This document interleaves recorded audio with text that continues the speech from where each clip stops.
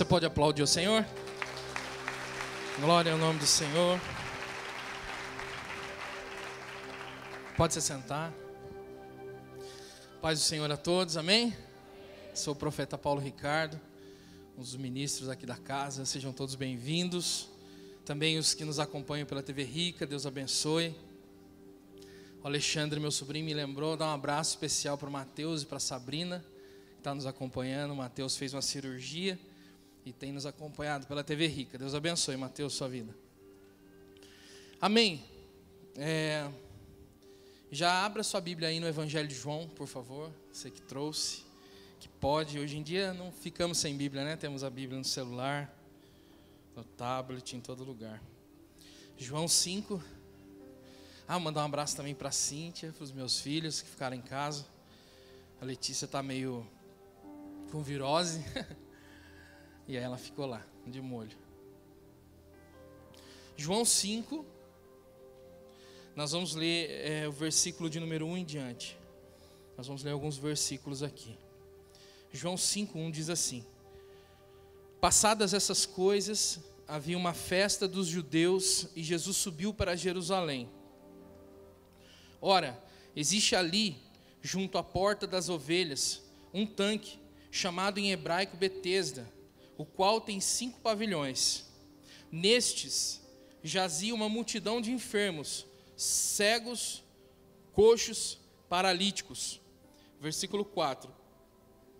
Esperando que se movesse a água, porquanto um anjo descia em certo tempo agitando-a. E o primeiro que entrava no tanque, uma vez agitada a água, sarava de qualquer doença que tivesse. E estava ali um homem enfermo havia 38 anos. Jesus, vendo-o deitado e sabendo que estava assim há muito tempo, perguntou-lhe: Queres ser curado? Respondeu-lhe o enfermo: Senhor, não tenho ninguém que me ponha no tanque quando a água é agitada, pois enquanto eu vou, desce outro antes de mim. Então lhe disse Jesus: Levanta-te, toma o teu leito e anda.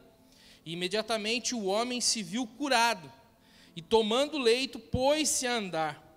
E aquele dia era sábado. Agora desce um pouquinho lá no versículo 14.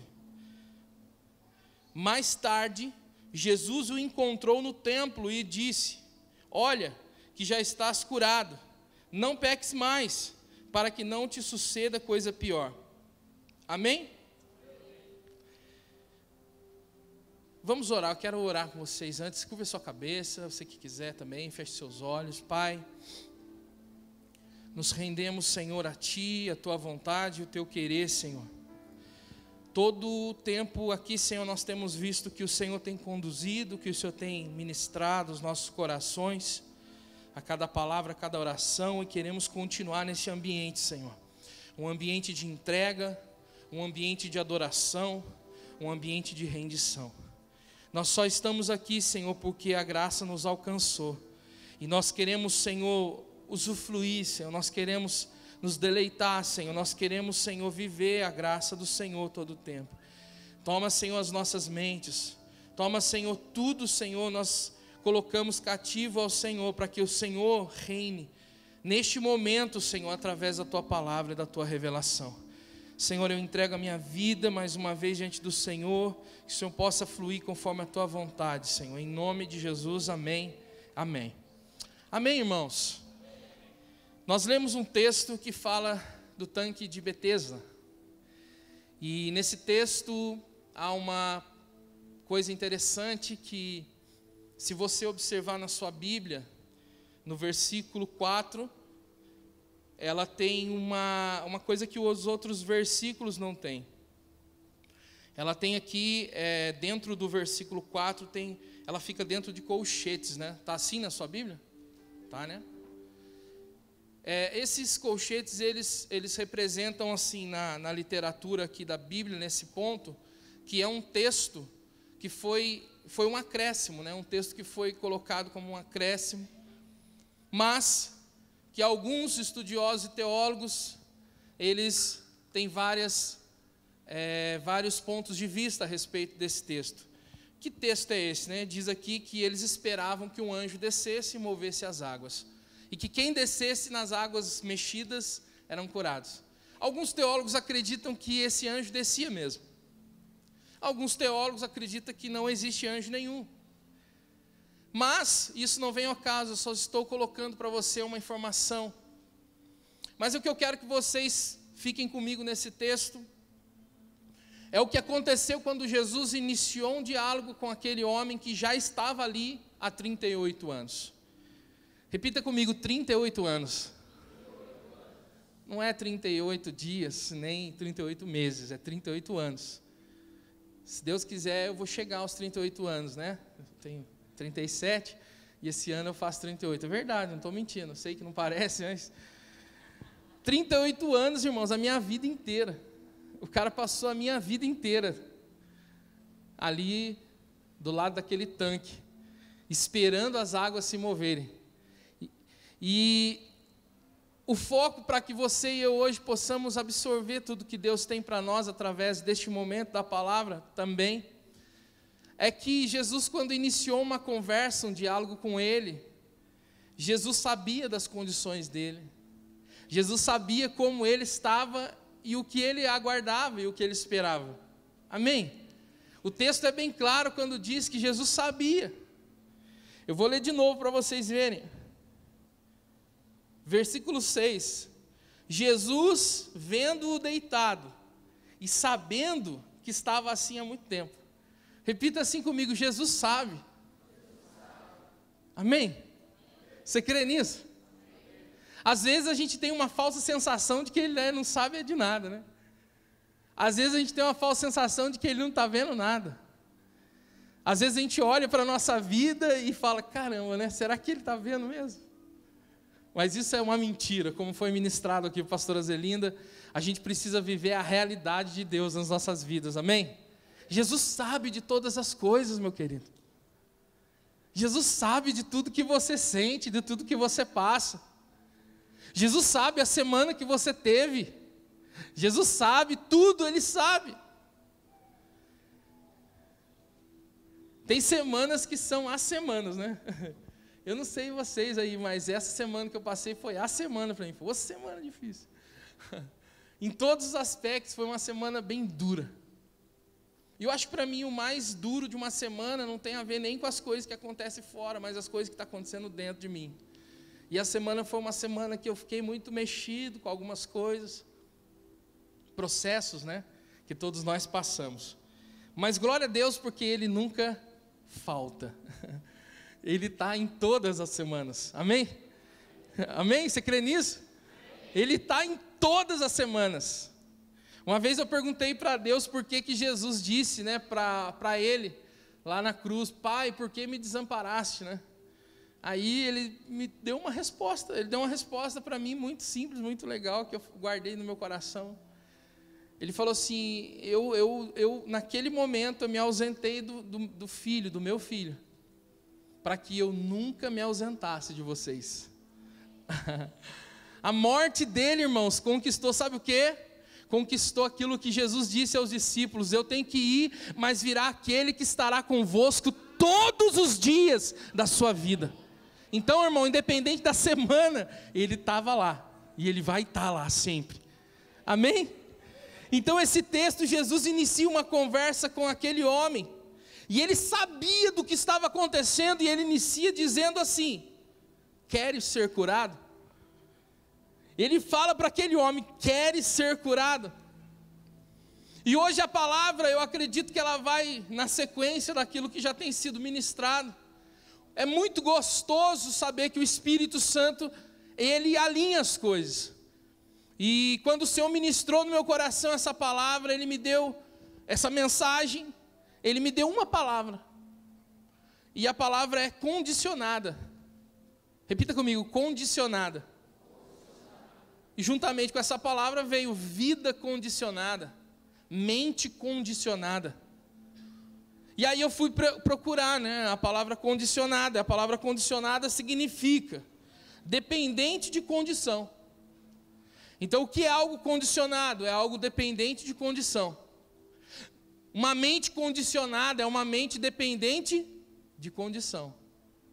Uma vida condicionada é uma vida dependente de condição. Tem mais.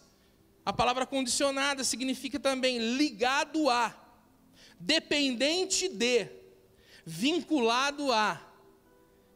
Olha, esse aqui é o mais interessante, adestrado, ensinado, acostumado. Adestrado é forte, né? O que é uma mente condicionada? O que é uma vida condicionada? Vou trazer para esse termo mais forte aqui. Quero ofender um pouquinho a sua mente hoje. Uma mente adestrada. Quem aqui tem cachorro? Levanta a mão. Eu não tenho. Estou querendo ter uma calopsita, mas vai chegar a hora certa. Agora outra pergunta. Quem tem cachorro e já levou de repente para um adestramento? Olha, tem pessoas aqui. Então você vai entender o que eu estou falando. Uma mente adestrada. Uma vida adestrada. Um animal, para ele ser adestrado, a mente dele, ela é ali forçada, através de técnicas, para fazer as coisas condicionada a algo. Eu vi pouco, irmãos, pouco, né? Então quem tem cachorro já presenciou, sabe como é que é, mas eu vi pouco. Então o cachorro, ele aprende a sentar. E ele recebe um comando para sentar. E esse comando, depois que é feito, o cachorro, se ele sentar, ele ganha o quê? Um prêmio, né? Um biscoito. O cachorro, ele fala para ele, você vai pular. Aí para ele pular, tem um comando, e se ele fizer, ele ganha um prêmio, ele ganha. Então o cachorro, ele é adestrado. E aqui essa palavra condicionada, falando de mente e de vida, é o que acontece na íntegra, dentro de você e dentro de mim. A gente passa a vida inteira sendo adestrado a formas de pensar, consequentemente a formas de agir. Porque todo comportamento é reflexo de uma estrutura mental. A gente, crente, né, os evangélicos aqui, nós, né, os evangélicos, falamos por muitos anos em pregações assim, irmão, o diabo não pode ler os seus pensamentos, como se isso fosse uma coisa, nossa. Cara, ele não precisa, eu já falei isso para vocês, ele não precisa ler o meu pensamento, ele lê as minhas atitudes. Porque as minhas atitudes, o meu comportamento é reflexo de uma estrutura mental. Posso te dizer uma coisa? O diabo sabe o que você está pensando só pela expressão do seu rosto. Só pela maneira que você olha. Porque ele não precisa ler seu pensamento, ele lê suas atitudes. E ele já está fazendo isso na vida de alguns há muito tempo. Alguns mais, alguns menos, né? Aqueles que têm mais idade, o diabo já está lendo você, ó. Aqueles que têm menos idade, o diabo está te lendo, ele está vendo aí quais são as suas estruturas mentais.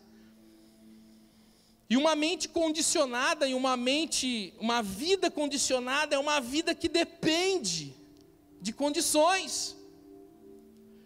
E Deus, Ele quer nos levar ao entendimento de que não podemos viver neste lugar, que não podemos ter uma vida e uma mente condicionada, que nós precisamos ser arrancados disso, porque se nós não formos arrancados deste lugar, que eu vou dizer para você, é um lugar inseguro, é um lugar frágil, se nós não formos arrancados desse lugar, nós passaremos a nossa vida inteira vivendo de acordo com aquilo que nos condiciona, vivendo de acordo com estruturas, com condições, com situações, e não é isso que Deus quer.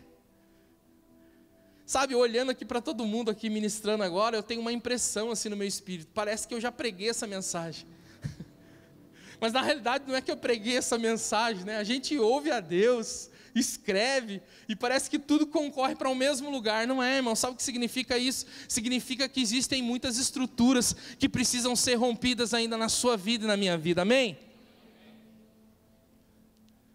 Você pode depois me chamar ali, nossa, você pregou de novo a mesma mensagem. eu posso falar para você, de repente você precisa ouvir mais de uma vez, né? Irmãos, nós precisamos sair desse lugar inseguro. Para de viver uma vida condicional. Para de ter uma mente condicional. Jesus vendo, deitado, sabendo que estava assim, Jesus sabe de tudo, mais uma vez eu repito, mas ele lança perguntas para nós, que é para mexer mesmo com a gente. Ele não podia chegar lá e falar assim, olha, você vai ser curado agora, recebe aí, pronto. Não, ele iniciou um diálogo. Vem cá, você quer ser curado? O cara está 38 anos ali, cara. O cara está 38 anos ali esperando que é a cura. Mas Jesus falou porque Jesus precisava extrair dele aquilo que era necessário. O que você sente quando você ouve uma frase dessa? Ou você acha que ainda Jesus... Ou você acha que ainda não, você acha que Jesus parou de curar? O que você ouve quando um ministro sobe aqui e fala assim, você quer ser curado? Então lá, vamos recomeçar, eu comecei a mensagem agora. E eu vou olhar para cada um de vocês aqui e vou dizer para vocês, vocês querem ser curados? O que isso mexe com você? Se eu pudesse, e Deus me permitisse ser mais específico, isso se Ele quiser, Ele faz. Eu podia olhar para cada pessoa aqui e falar para ela o problema dela. Você quer que seja resolvido esse problema que você está vivendo?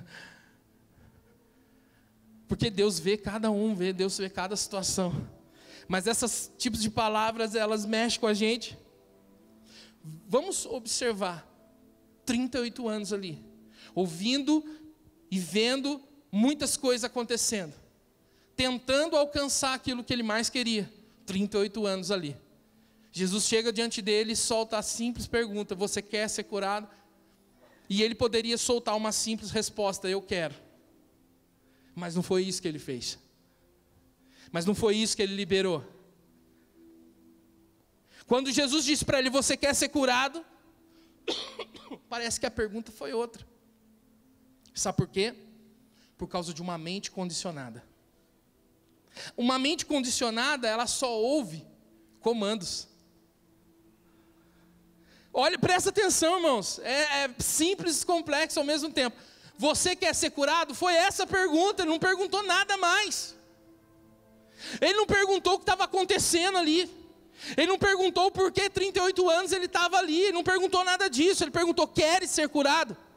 Era uma pergunta simples. Quer ser curado? E o que ele respondeu? Senhor, já faz 38 anos que eu estou aqui. Vamos ler o texto aqui, né, para não ficar nas minhas palavras, versículo 7. Respondeu o enfermo, Senhor, não tenho ninguém que me ponha no tanque. Quando a água é agitada, pois, enquanto eu vou, desce outro antes de mim. Eu vou ler de novo. Respondeu-lhe o enfermo, Senhor, não tenho ninguém que me ponha no tanque. Quando a água é agitada, pois enquanto eu vou, desce outro antes de mim. Uma mente condicionada, ela só responde a comandos. Já existem estímulos certos para mexer com essa mente, com essa vida. Uma mente condicionada, a gente costuma dizer isso às vezes quando aconselha as pessoas, ela tem os gatilhos. É igual o cachorro do comando, ó, senta, o cachorro senta, tá o biscoitinho. É a mesma coisa, uma mente condicionada tem gatilhos. Ela só dispara quando esses gatilhos são acionados. Você quer ser curado?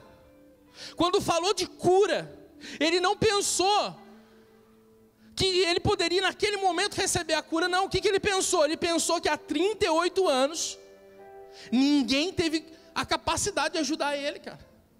Senhor, eu estou aqui 38 anos, ninguém me pôs no tanque, o senhor acredita nisso?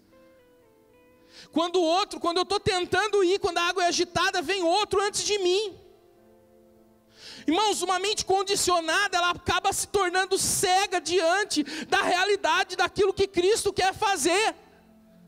E isso, irmão, se transforma numa cadeia muito poderosa, uma cadeia difícil de ser transpassada.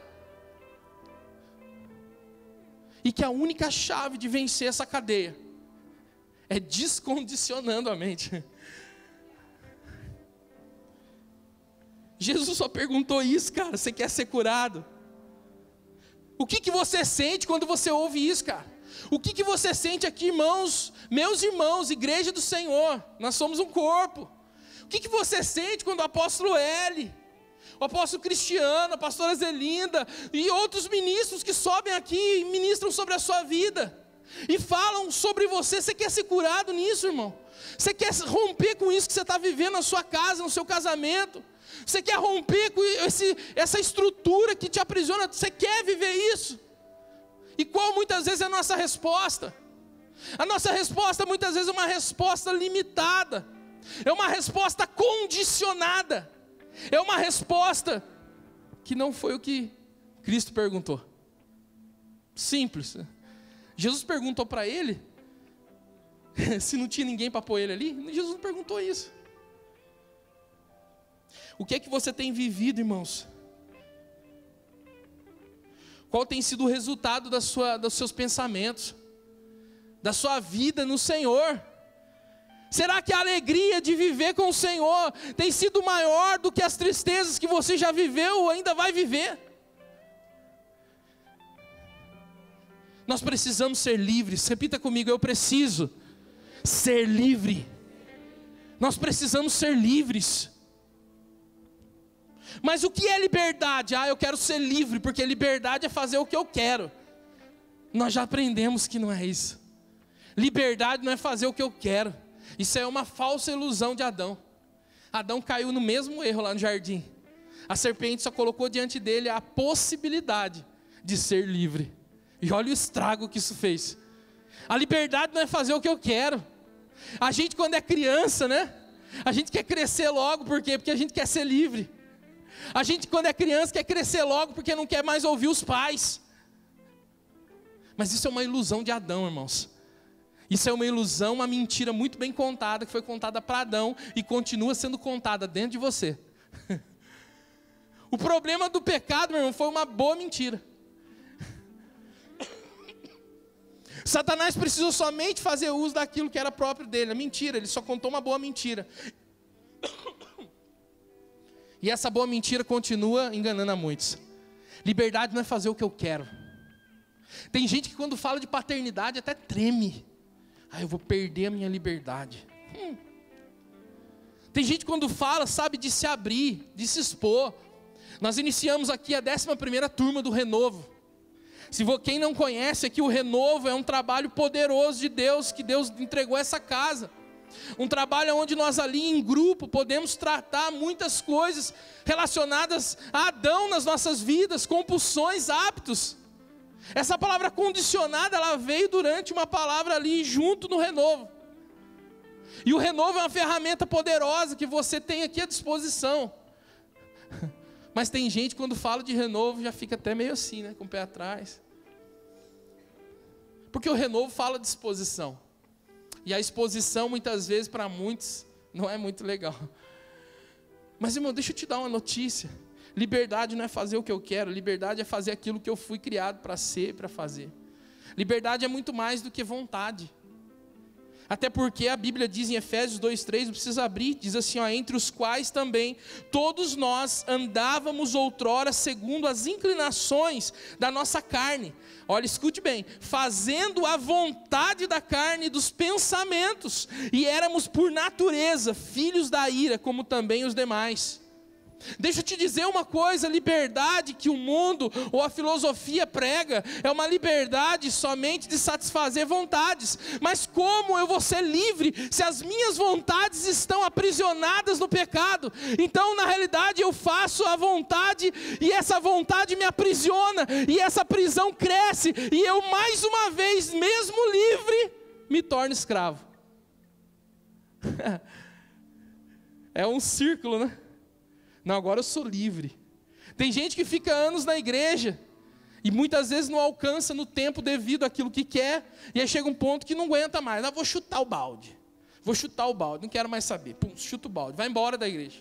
Não dá satisfação para ninguém, não conversa com ninguém, vai embora. Tipo o filho pródigo, né? Aquele que saiu. Vai embora, agora eu vou ser livre. Aí você vê ainda, né? Você vê às vezes numa rede social, você vê em alguma coisa, as pessoas postando a fotinha, agora eu sou livre. Postando a fotinha com o cabelinho ao vento, né?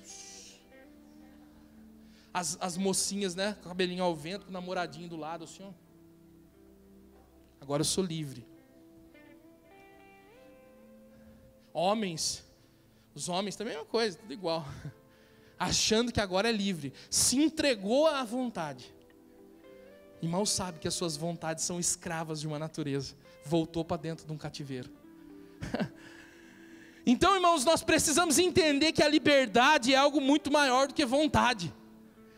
Repita comigo, liberdade é maior do que vontade. Liberdade é propósito. Amém? Ninguém vive a liberdade de Cristo sem viver o propósito dele na sua vida. Não existe liberdade sem propósito. Liberdade é muito maior do que vontade. Se você acha, você que está aqui hoje, que você está sendo livre, porque você faz as suas vontades, a hora que você quer, do jeito que você quer, você está muito enganado, você está entrando cada vez mais dentro de um cativeiro perigosíssimo que pode destruir sua vida. Liberdade não é vontade, liberdade é propósito. João diz 8,32, e conhecereis a verdade, e a verdade vos libertará. A liberdade está totalmente ligada à verdade. A liberdade está totalmente ligada à verdade. Não há liberdade sem verdade. E não há verdade sem Cristo. Porque Cristo é a verdade. E conhecereis a verdade e ela vos libertará. E se o Filho vos libertar, verdadeiramente sereis livres. Eu sou o caminho, eu sou a verdade e eu sou a vida, disse Jesus. Não tem liberdade e nem muito menos verdade sem Cristo. Nós precisamos mergulhar em Cristo e viver a liberdade de estar nele. Irmãos, submeter o nosso coração à paz não é escravidão, é liberdade em Cristo. Amém? Mas eu já tenho Cristo, profeta Paulo. Então eu já sou livre. Eu já aceitei Jesus há muito tempo atrás. Eu já tenho Cristo, eu já sou livre. Deixa eu te dizer uma coisa. A palavra do Senhor diz em 2 Coríntios 3,17. Abra comigo aí para você acompanhar. 2 Coríntios 3,17.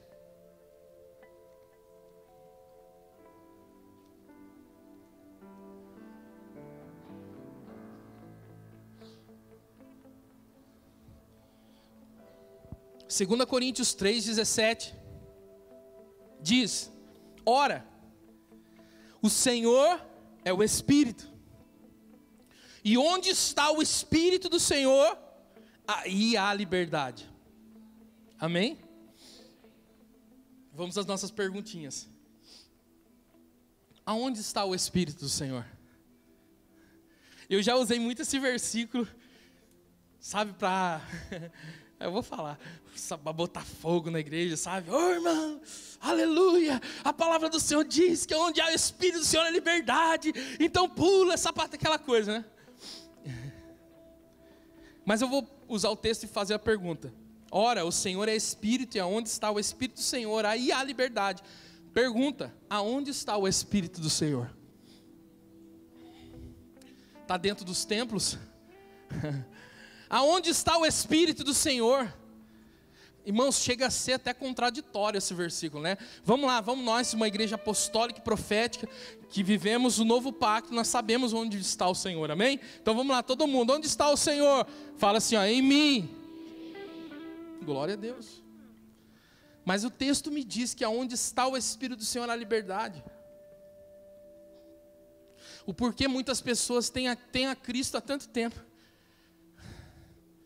aceitaram a Jesus há tanto tempo, confessaram com sua boca, creram no seu coração, alguns até se batizaram, tomam ceia, né? Tem Jesus, E aonde está o Espírito do Senhor, a liberdade, muitos não têm vivido essa liberdade. O que está acontecendo? O que acontece? Onde está o Espírito do Senhor, a liberdade? Ele está dentro de nós. O texto em 1 Coríntios, não precisa abrir, diz assim, 3,16, né? Não sabeis que sois santuários de Deus e que o Espírito de Deus habita em vós. Então, se você tivesse alguma dúvida, está aí. Ele habita em você. Amém? Se você tinha alguma dúvida, está aí, ele habita em você. Ele não está aqui nessas paredes, irmãos. Ele não está aqui, ele habita em você. Quando a gente entende isso daqui, cara, que a gente às vezes leu a vida inteira dentro da igreja, alguns até pregou muitas vezes isso aqui. Quando a gente entende aqui, algumas orações acabam perdendo efeito. Por exemplo, vou dar uma delas. Graças a Deus eu não tenho ouvido mais aqui nessa casa, mas às vezes a gente vai em outras, a gente ouve, né? A pessoa pega o microfone e começa o culto e diz: Senhor, neste momento agora queremos entrar na Tua presença. Até bonito, né? Não é bonito falar assim? O que vocês acham? Senhor, nessa hora, ou falar até em língua, nós queremos agora entrar na Tua presença. Cara, tem uma coisa... Eu vou entrar na presença dEle, mas Ele habita em mim, não estou entendendo. Glória a Deus que a gente já entende que a gente não precisa orar para entrar na presença dEle. A gente está na presença dEle, Ele está dentro de nós todo o tempo. Amém? Parece simples, mas às vezes se torna complexo, né? Porque no dia a dia do seu trabalho, da sua família, da sua vida, será que você entende que Ele habita dentro de você? Será que você entende que nos momentos que você está ali, difíceis, de acertos, de erros, de perseguições ou de qualquer outra coisa, o Deus Criador dos céus e da terra habita dentro de você? Será que você entende isso no dia a dia? Amanhã, na segunda-feira, será que você entende isso? Será que você compreende que Ele faz morada em você? Não tem como mais separar, Ele mora em você. Você é o endereço de Deus. Ele mora em nós. Repita comigo: existe um lugar. Eu vou pedir de novo. Existe um lugar, fala aí. Dentro de mim que existe liberdade. Tem um lugar dentro de você que há liberdade.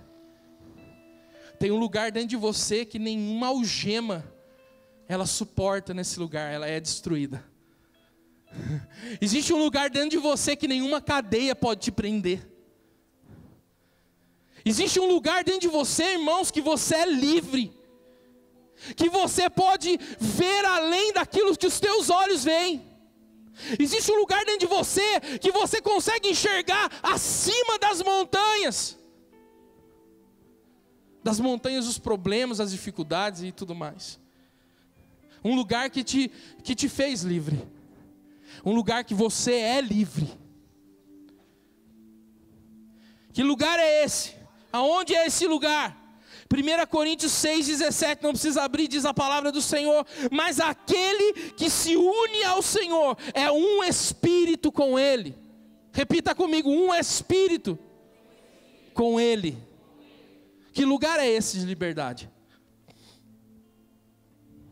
Esse lugar de liberdade é onde nós nos tornamos um com Ele. Eu escrevi aqui, a salvação me conectou no Espírito de Deus através da habitação do Espírito em mim, no meu espírito. Sabe o que a salvação fez? Muito mais do que você ouviu de repente em toda a sua vida evangélica, de que a salvação é para te livrar do inferno. Deixa eu te dar uma notícia, a Bíblia já disse isso. A Bíblia diz que o inferno foi criado para os demônios, para os anjos caídos e não para você.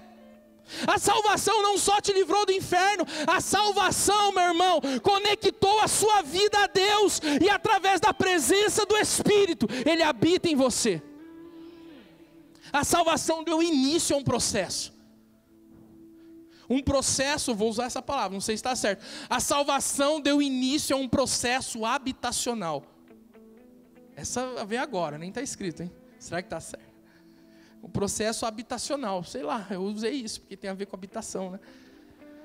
Por quê? é esse processo habitacional? Porque a partir da salvação, aceitei a Cristo, e a Bíblia diz que ninguém diz Senhor se não for pelo Espírito Santo. Então eu aceitei a Jesus, eu entrei pela porta da salvação, ou seja, mais uma vez repito, a salvação não é o objetivo final, a salvação é a porta que me dá acesso ao propósito eterno de Deus, amém?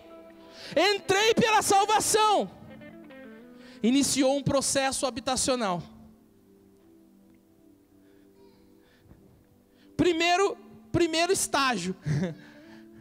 Quando lança um empreendimento muito grande é assim, né? Primeira etapa, primeiro estágio. Ele vem habitar em mim. Joel disse que haveria um dia que seria derramado sobre toda a carne o Espírito Santo, e que muitos profetizariam, teriam sonhos, visões e tudo mais. E isso se cumpriu no dia de Pentecoste. O Espírito Santo desceu, e o homem se tornou casa de Deus. Primeira etapa do processo habitacional, ele passou a habitar em nós.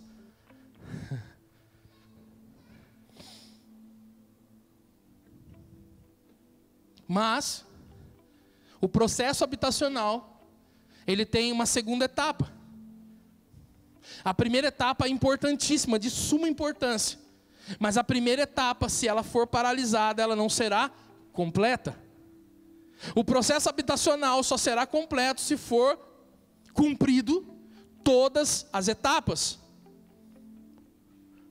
Colossenses 1:26 diz: o mistério que estava oculto dos séculos e das gerações, agora todavia se manifestou aos santos, aos quais Deus quis dar a conhecer qual seja a riqueza da glória deste mistério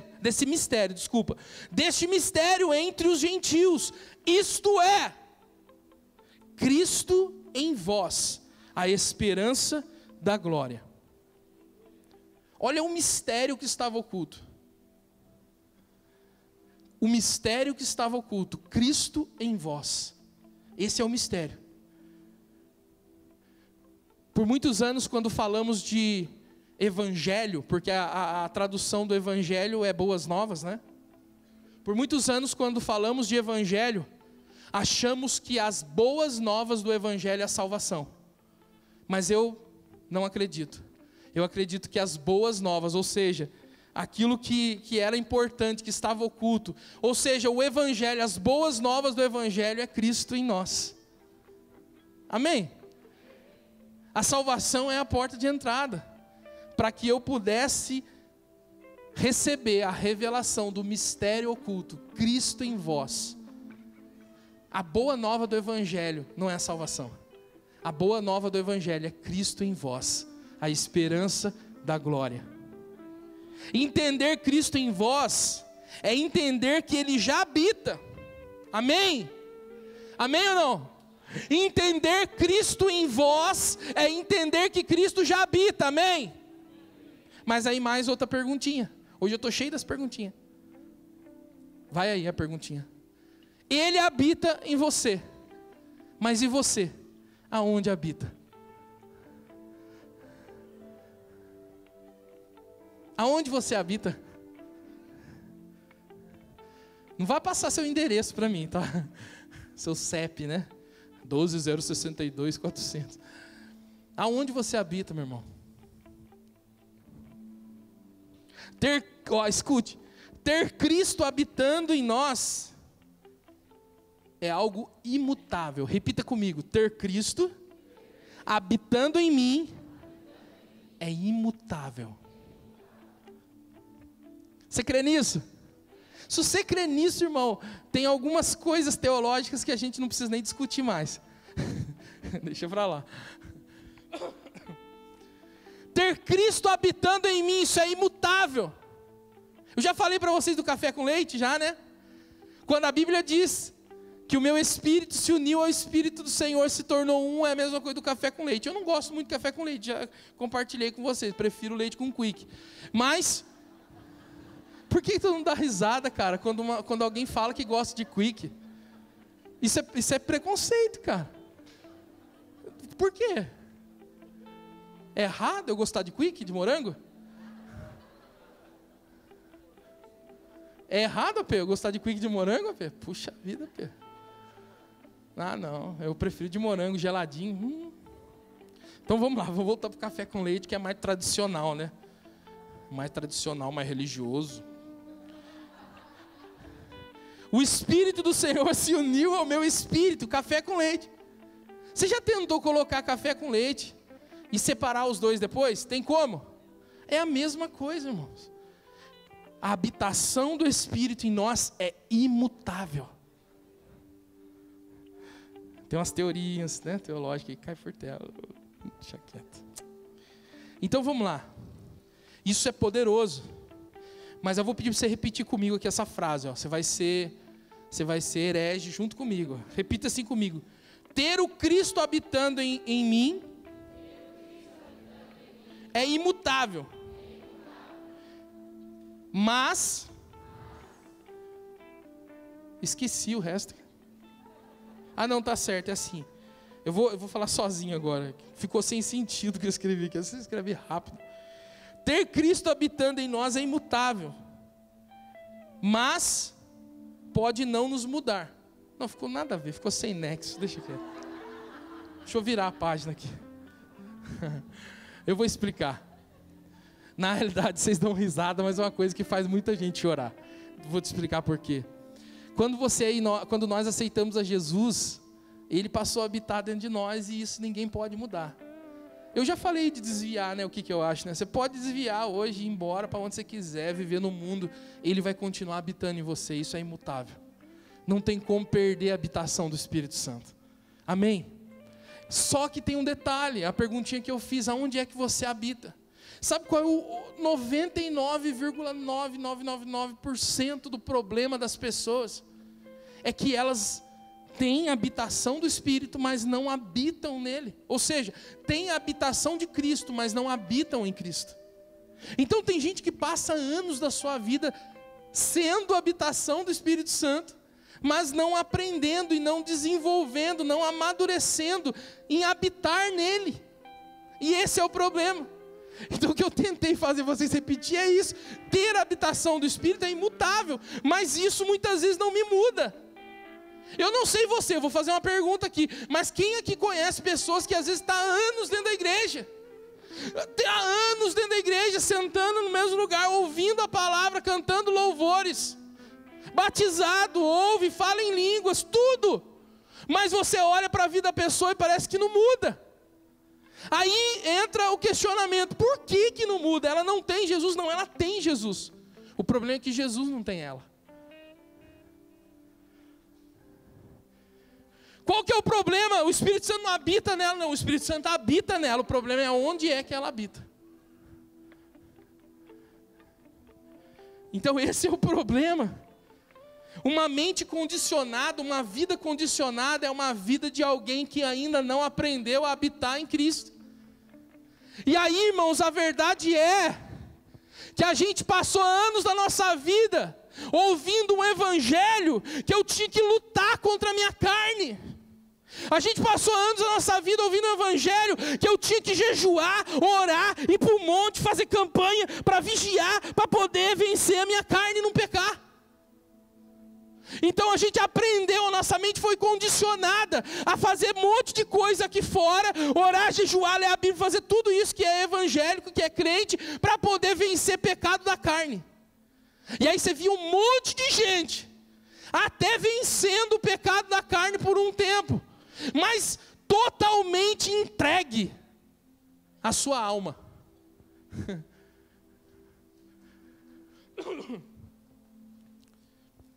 Tem gente que até a sua santidade vira pecado para Deus. Como assim, profeta? Verdade. Tem gente que até a sua santidade se transforma em pecado para Deus. Porque às vezes o seu padrão de santidade é tão alto que ela julga as pessoas. Não, eu jejuo. Eu vou ao monte 7 vezes por semana. Eu oro 1000 capítulos por dia. Sabe, aquelas pessoas que até a santidade delas se transforma em arrogância, orgulho e soberba diante de Deus. Medem as pessoas. Medem as pessoas. Esse é o problema, irmãos, nós não aprendemos que muito mais do que ficar lutando com a carne, é a gente entender aonde a gente precisa habitar. Muito mais do que ficar jejuando para vencer a carne. E essa questão de jejum, depois você fala com o apóstolo Hélio, mas muito mais do que ficar tentando vencer a carne, você precisa aprender a habitar em Cristo. Habitar nele. Está acabando agora. 8:50. Tem um texto que eu acho interessante, diz assim, ó, Colossenses 2:6. Olha o que diz: ora, como recebestes a Cristo Jesus, o Senhor, assim andai nele. Eu acho muito forte esse texto.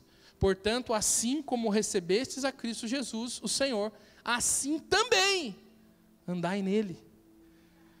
Porque parece que o processo para, né? As pessoas aceitam Jesus, mas o processo tem que continuar.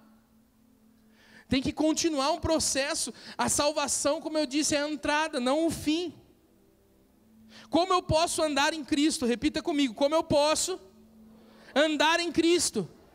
Gálatas 5:16, Paulo escreveu e disse: digo, porém, andai no Espírito e jamais satisfareis a concupiscência da carne. Mas por que Paulo disse andar no Espírito? Recapitula aí.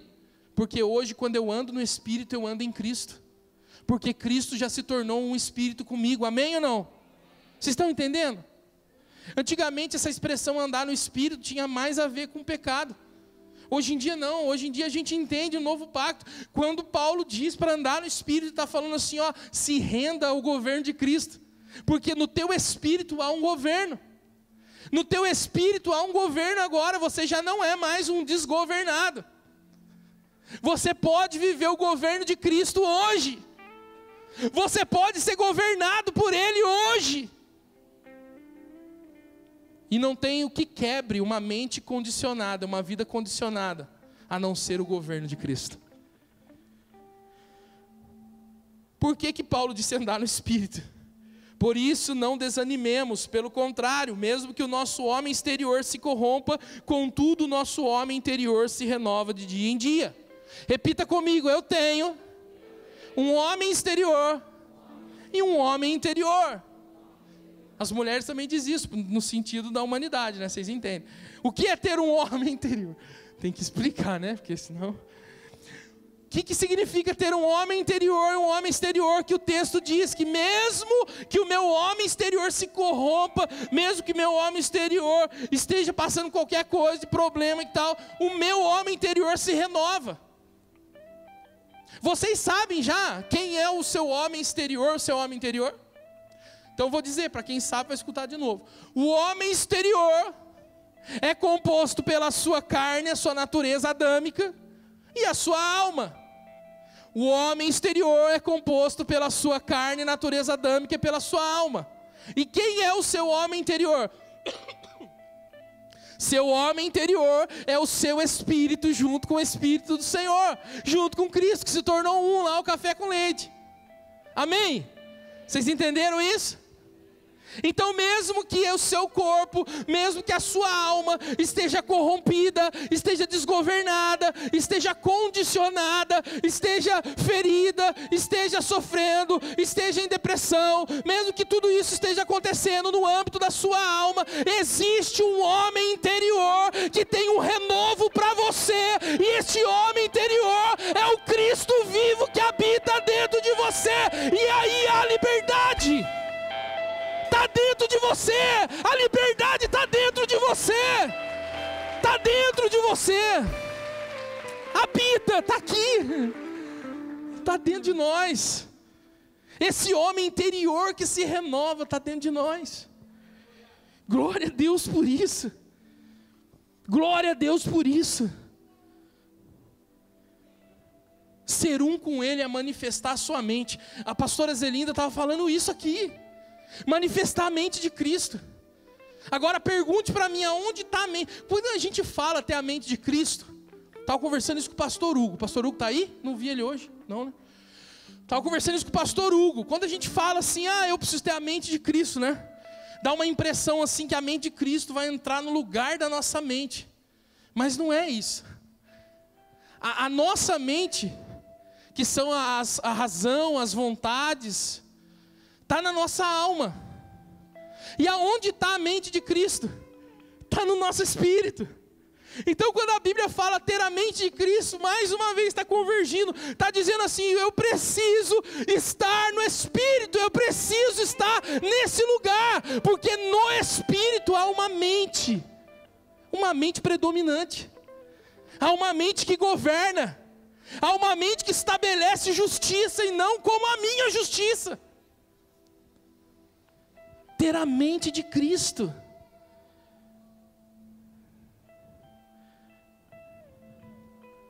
A Bíblia diz um negócio em Provérbios que eu acho muito interessante. A Bíblia diz assim: aquilo que o homem pensa, assim é. É tão pequenininho, né, o versículo, o texto. Mas é uma verdade tão violenta. Aquilo que o homem pensa, assim é. Você pode ter o Jesus diante de você perguntando se você quer ser curado, cara. Você vai falar para ele: ah, Jesus, mas não tem ninguém que me ponha no poço. Ele não perguntou isso, ele perguntou se você quer ser curado. Você pode passar toda semana aqui ouvindo palavra aqui, ó. Deus quer transformar a sua vida, Deus quer te curar, Deus quer fazer nessa casa homens que sejam milionários, que possam ter riquezas para viver o propósito de Deus. Você pode ouvir tudo aqui, ó. Tudo. Você pode ter o Jesus falando para você. Jesus aparecer para você visivelmente, falar para você. Você vai questionar alguma coisa com ele. Não adianta. Aquilo que o homem pensa, assim é. O que é ter uma mente condicionada, uma mente adestrada?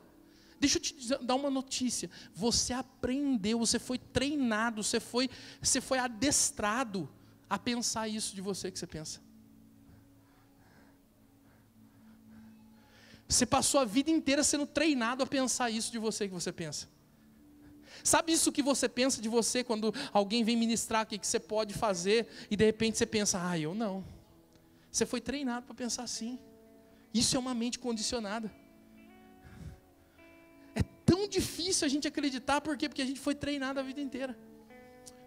Mas isso, irmão, se você entendesse, é só uma questão de onde você habita. É só uma questão de mudar de endereço. Hoje acho que é uma noite de chamar os caminhões de mudança. Eu acho que hoje é uma noite que vai parar um monte de caminhão aqui, ó, prontinho, com as portas abertas, esperando, sabe o que é? A sua mudança. De você sair de uma mente condicionada e falar assim: não aguento mais viver aqui, eu vou habitar em Cristo, porque não dá. Não tem jeito, não aguento mais acordar de manhã na segunda-feira com uma mente condicionada. É tão difícil acordar de manhã na segunda-feira com uma mente condicionada. É tão difícil encarar a vida com uma mente condicionada. É tão difícil ter uma vida condicionada, né? Quando você tem uma vida em Cristo, meu irmão, não tem barreiras, não tem limites, não tem medo, não tem insegurança. Quando um ciclo se encerra, você não fica com medo de passar dificuldade lá na frente, não, você fica com expectativa do que vai vir de novo de Deus sobre a sua vida. Isso é uma mente livre. Sabe aquele medo que você tem quando você fica sabendo que vai ter corte lá na sua empresa? Isso aí é mente condicionada. Olha, agora Deus falou com alguns, né? Sabe aquela insegurancinha? Isso é mente condicionada. Agora, uma mente livre em Cristo, quando você sabe que vai ter corte, a primeira coisa que você pensa, você já lembra da palavra: aquele que abriu a porta é fiel. A porta que ele abre, ninguém fecha. A porta que ele fecha, ninguém abre. E se ele fechar essa porta, Senhor, eu estou aqui prontinho para viver o novo que o Senhor tem. Uma mente condicionada fica presa. Uma mente em Cristo livre, ela tem expectativas. De verdade, irmãos, eu estou falando sério. É possível ver isso. Não é uma utopia, não é um jargão evangélico, não é um esboço só. Não, irmão, não é. Isso é vida.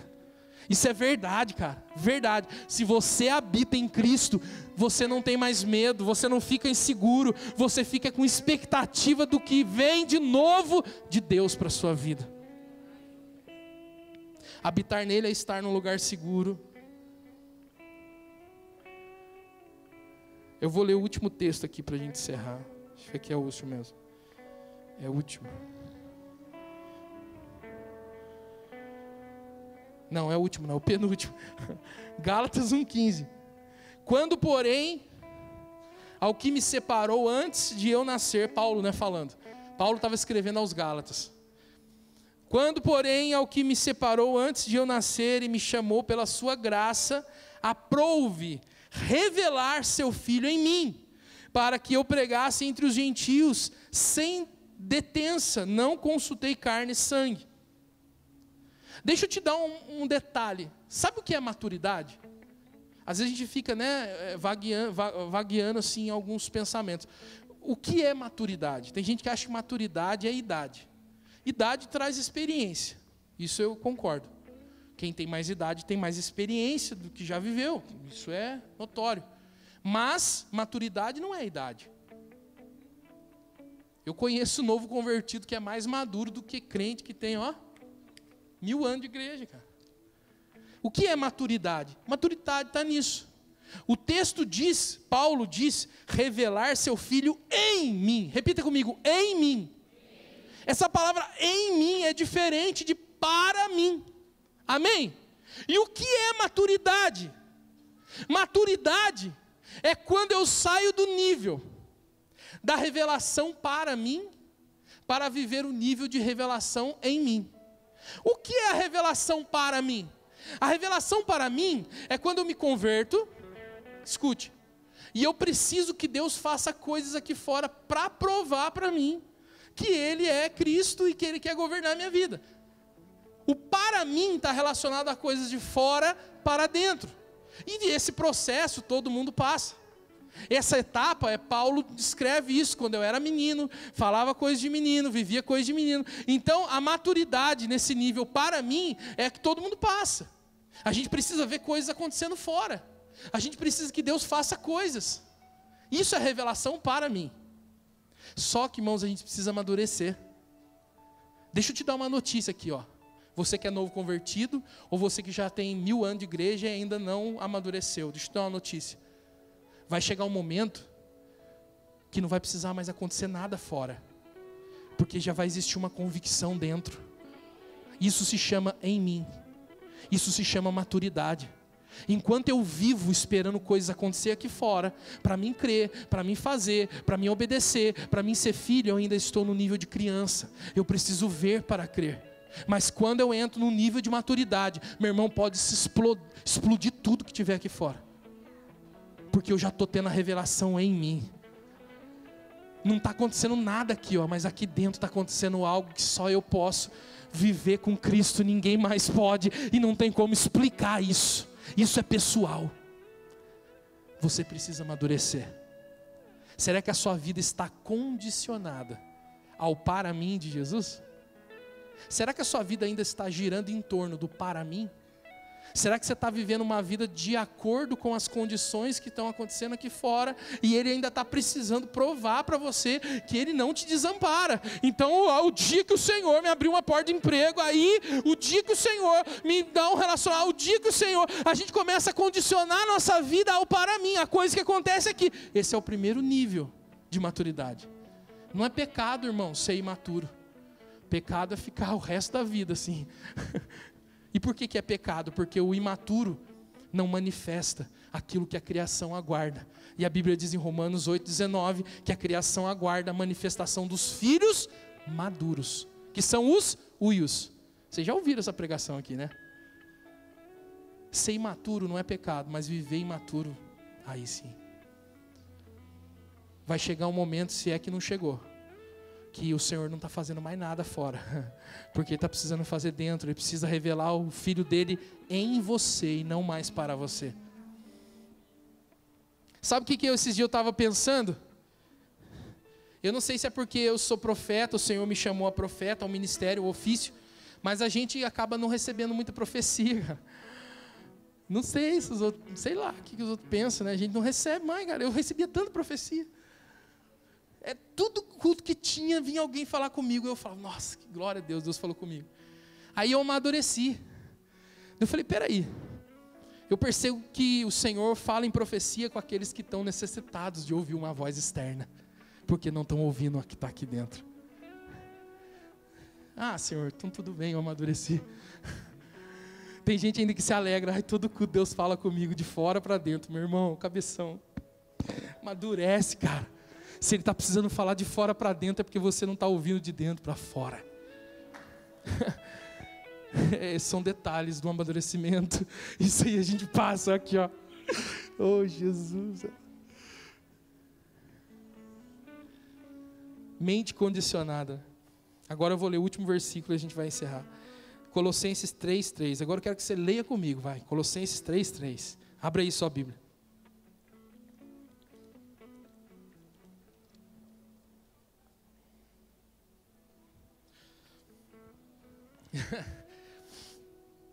Eu estou escutando no Espírito o som dos motores dos caminhões de mudança. Aleluia. Aí é decisão sua. Vai estar parado lá fora. É só você decidir se você muda hoje ou não. Se você sai desse lugar ou se você continua nele. Colossenses 3:3, vamos lá. Porque morrestes e a vossa vida está oculta juntamente com Cristo em Deus. Quando Cristo, que é a nossa vida, se manifestar, então vós também serei manifestados com Ele em glória. É muito poderoso esse texto.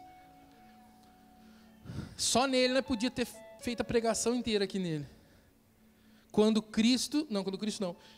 Porque morrestes e a vossa vida está ao custo. Por que morreste? Então quer dizer que se eu não morrer, eu não entro nesse lugar onde eu me oculto. Davi acessava isso, né, com os flashes do Espírito. Ele falava que ele habitava no esconderijo do Altíssimo, né? Quem gosta desse texto? Bonito, né?